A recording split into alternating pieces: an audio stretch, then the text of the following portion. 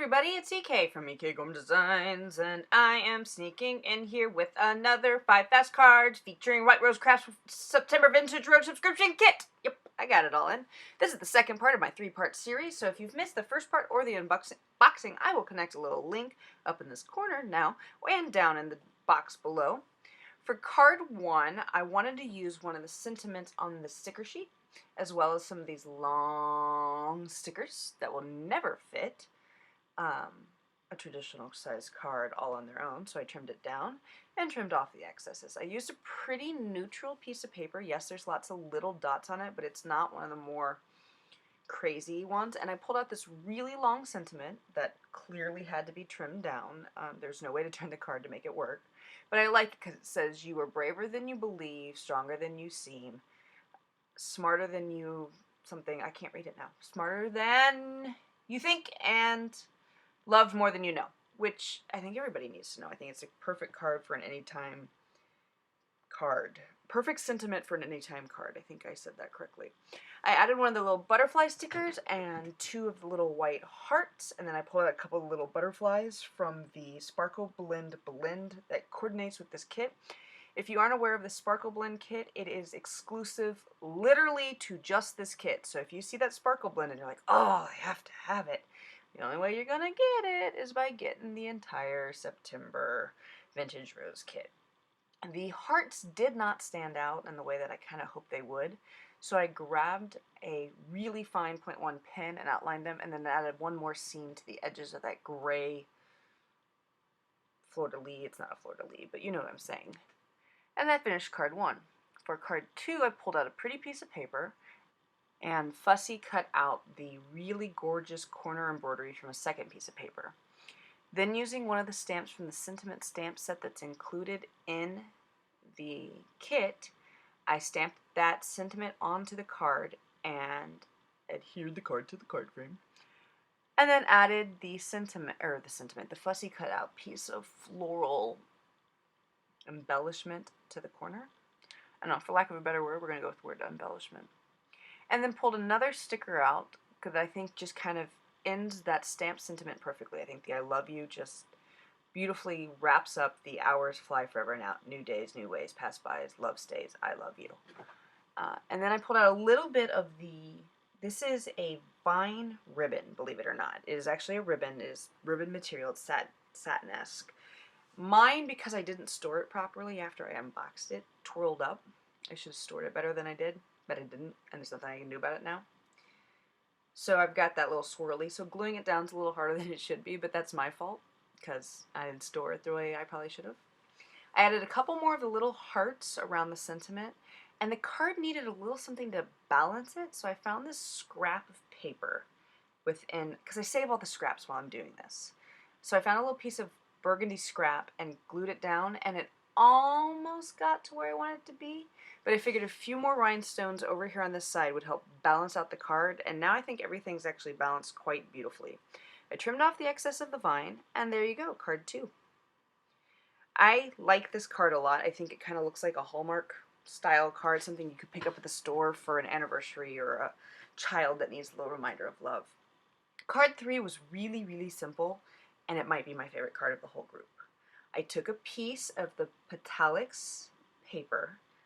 I have to think about the word Petalics. To me, it's Petalix, like I look at it, but I'm also incredibly dyslexic, so when I don't always decode things properly. I've been reminded regularly that it's Petalics, Aspire Petalics paper. Anyway, I took the Petalics paper and stamped the sentiment repetitively in the Tattered Rose Distress Oxide and kind of set it off aside to let it dry. Then, using a scrap of pretty paper, I stamped the sentiment again, but this time in black so it's easy to read. And then adhered, oh no, I didn't adhere yet because I wanted the Petalic paper to, I don't know, like just to change up the way it looks, and that Tattered Rose can really change and distress the way paper looks without being obvious. Like, it just adds a halo around the edges that I think are really, really cool. The thing about this card is it did not come out in person nearly as pretty as, let me rephrase that.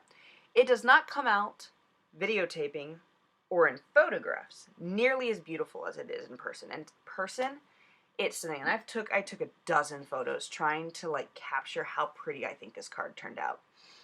And I just, because of the reflective nature of the metallic paper, I can't capture how pretty it is, but trust me, in real life, it is stunning. I am blown away with how easily this vine ribbon glues down with a little glossy accents. Yes, I'm using one of my acrylic blots just to help seal it while it dries, but seriously, it really adhered nicely. I decided to use my VersaFine ink and just kind of give that scrap of paper a little bit of a border, so I distressed the edges, adhered it down, and almost left the card finished, but realized it could use a little bit more weight. So I pulled out one of each of the button colors. I know the buttons are a little more homespun than I naturally would do on a card like this, but I love how they turned out. And it really weighted the message down nicely. I am in a conundrum with my glossy accents that you all probably will appreciate. My favorite bottle that squeezes perfectly each and every time is empty. And this giant bottle I have it's old and it's got a clogged pore, and I now store it upside down the way you should store glossy accents, but it's such a fight. Card 4, I wanted to do a lot of paper layering. So I trimmed up some paper, all different prints of paper, and then took out the tattered rose and distressed the edges of my card frame so they had that real pretty kind of tattered rose edging. And I realized the tattered rose edging wasn't quite what I wanted it to be. So, even though I've adhered up my paper and gotten the glue all on it, I pulled out some of my sparkling solution and just kind of sprayed the paper and sprayed it in the corners, and it doesn't look like it here, but it had a huge effect in making it look pretty. The paper needed a little bit more backgrounding, but I didn't want clean, crisp images, so I just stuck the stamp to my fingers and pressed it into the ink and then laid it down. Again, it's one of those things you don't really see, but if you go in and really look, you're going to see it, and it adds to the overall effect. Sometimes detailing does not need to be obvious. Sometimes detailing and the subtlety, I don't know. Especially with this kit, because so much of this kit is shabby chic, and I don't know. I think the more layers you can put into these papers, the more beauty you're going to pull out of them. I played around with the sparkle blends to find a collection of sequins that I thought went well, and in the end I went with 3 of the exact same ones, but I like how the color plays off of the colors in the paper. I think this sequin, this specific sequin, more than any other, really matches the set in a gorgeous way, so I just put 3 of them on. And there you go, there is card 4. My 5th card, I used my favorite piece of paper from the collection of papers, which is really hard because they're double-sided and I want to hoard them and not cut them and keep them forever and ever and just look at them and never use them and trim them up. I am not allowed to have pretty paper because I hoard it. One of the cool things about this kit is it allows me to learn to play and use my paper. I did pull out my score sheet for this piece, this little strip of metallic paper, mainly because I was getting my adhesive all over my mat, and I hate that. I trimmed off a little bit of extras, and I really like how those 2 lines there kind of add to the overall effect.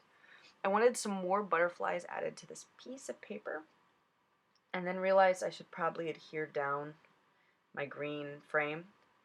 I didn't realize that the frame and the sticker that I chose were exactly the same size, but it worked out. You know, happy little accidents do happen in the crafting world, and this was one of them. And I like how now this nice little sentiment is bordered with green on each side, so it really helps pop it up from that really busy background. I trimmed up the butterfly stickers and added them kind of in just haphazardly away around the card. And I like it. I don't know, I should have probably gone a little simpler with that paper, but here are my 5 cards from today's 5 Fast Cards. Thank you for peeking in. The kit officially goes on, no, it's on pre-sale right now. It officially starts shipping September 1st. There's a limited edition, and once they're gone, so make sure you pre-order or order yours as fast as possible, or you will miss out forever on the chance to own this really fun late summer garden themed kit. Let me know in the comments below which card of today's 5 fast cards was your favorite, and until then, happy crafting!